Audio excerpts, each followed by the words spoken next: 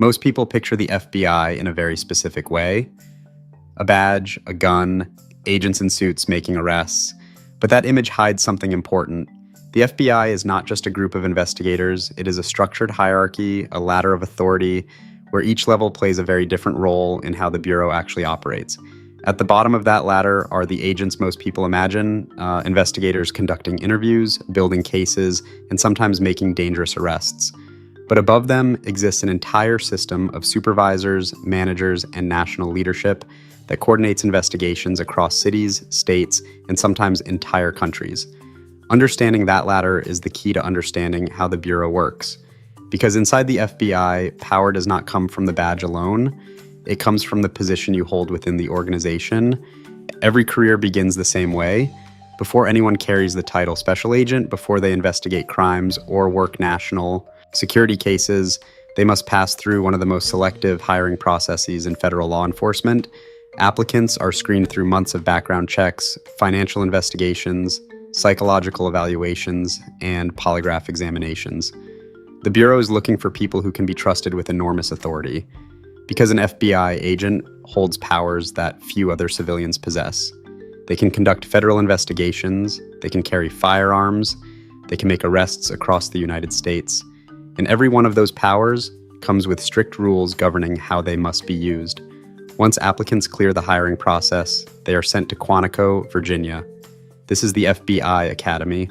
For roughly 20 weeks, new recruits train in investigative techniques, federal law, intelligence analysis, firearms proficiency, and physical conditioning.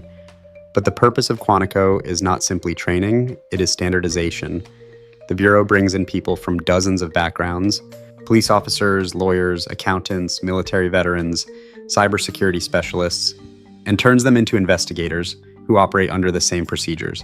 Because federal investigations require consistency, evidence must hold up in court, reports must follow strict standards, mistakes in procedure can collapse entire cases.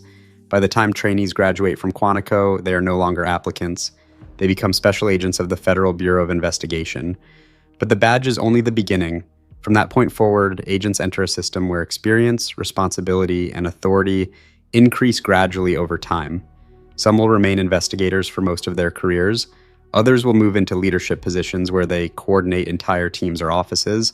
And a very small number will eventually reach the highest levels of the Bureau, where decisions affect investigations across the entire country. The FBI operates through this ladder of progression, and the only way to understand how the Bureau truly functions is to examine each level of that ladder, starting with the very first position every agent holds when they arrive at Quantico. Before anyone becomes an FBI agent, they begin as a trainee at the FBI Academy. Quantico is located in Virginia on a large federal training campus shared with other law enforcement agencies. But the FBI Academy operates under its own traditions and training programs designed specifically for federal investigators. Getting here is already an achievement. The Bureau receives thousands of applications each year. Only a small percentage of candidates pass the background investigation and testing required to enter training.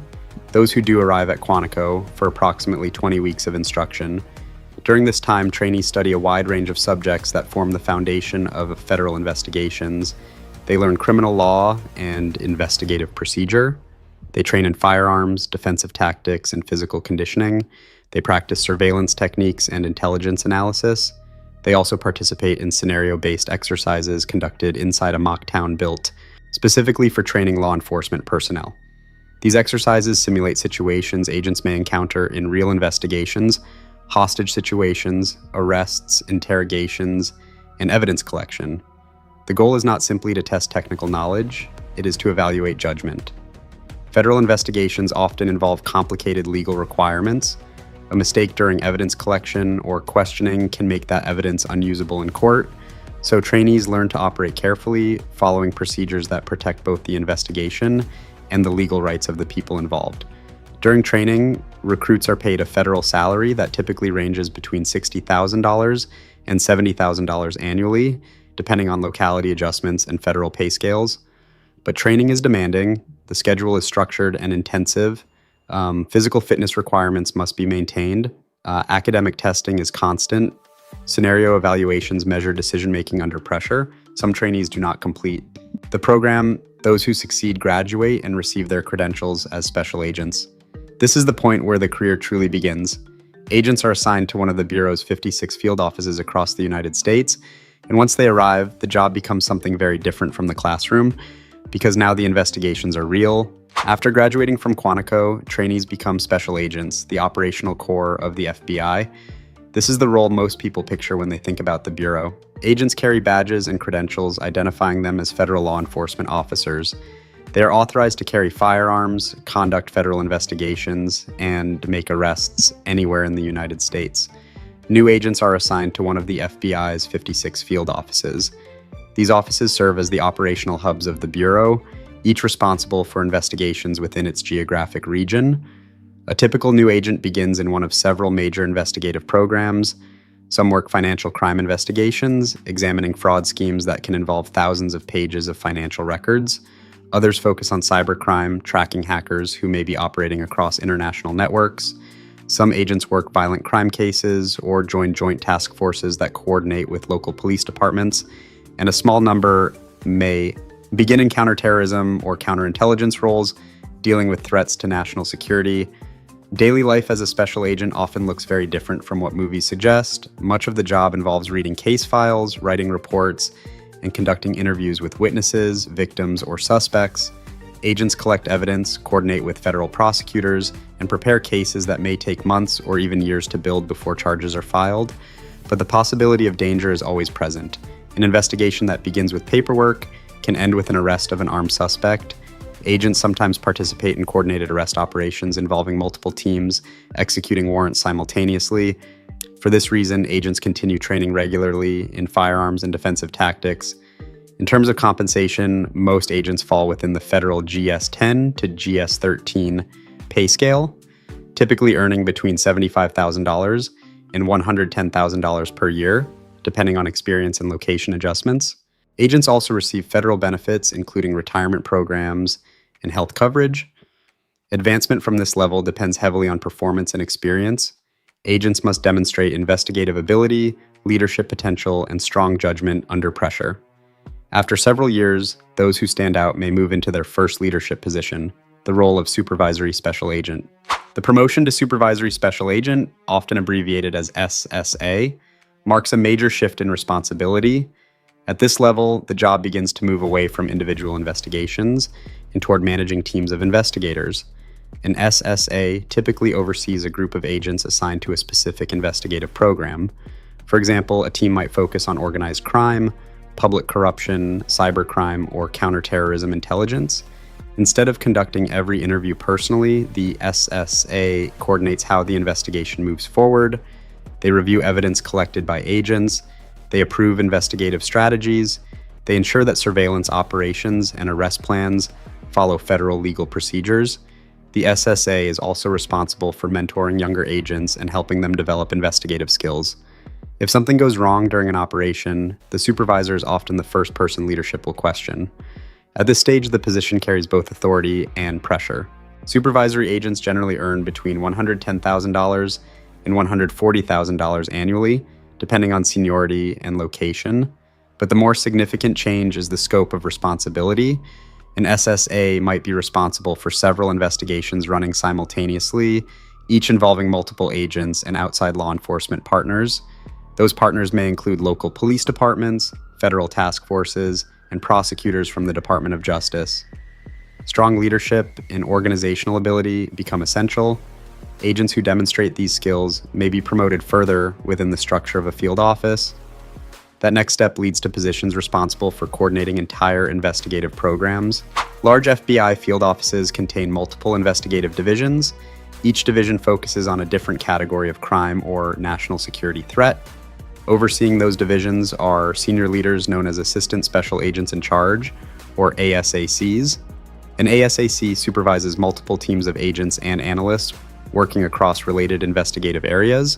For example, one ASAC might oversee counterterrorism investigations within a field office. Another may coordinate cybercrime or organized crime operations. At this level, the job becomes increasingly strategic. Rather than running individual cases, the ASAC determines how resources should be distributed among multiple investigations.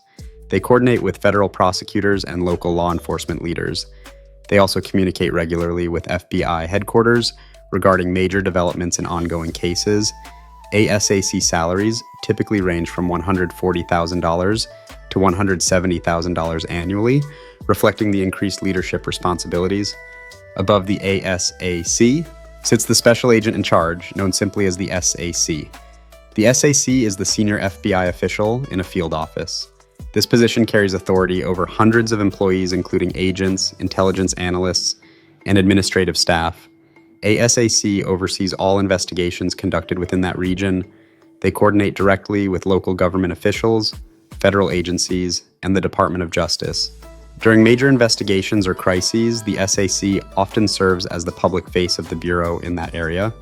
This might include press briefings following large criminal operations or national security incidents. Compensation for SACs generally approaches $180,000 to $200,000 per year, depending on experience and location, but the true weight of the position comes from responsibility. Every major investigation conducted within that office ultimately reports to the SAC, and success or failure reflects directly on their leadership. For those who continue advancing beyond the field office level, the next step leads to the national leadership structure inside FBI headquarters. Beyond the field offices, the FBI operates through a leadership structure based in Washington, D.C. Here, senior officials coordinate the Bureau's national strategy. One of the key leadership positions is Deputy Assistant Director. These officials oversee major programs that operate across multiple field offices. For example, a Deputy Assistant Director might coordinate counterintelligence investigations across several regions. Their role involves analyzing intelligence reports, coordinating information from field offices, and advising senior leadership on emerging threats. Above them are Assistant Directors, who lead entire divisions within the Bureau. These divisions include areas such as cyber operations, criminal investigations, intelligence analysis, and national security programs. Assistant directors oversee thousands of employees across the country.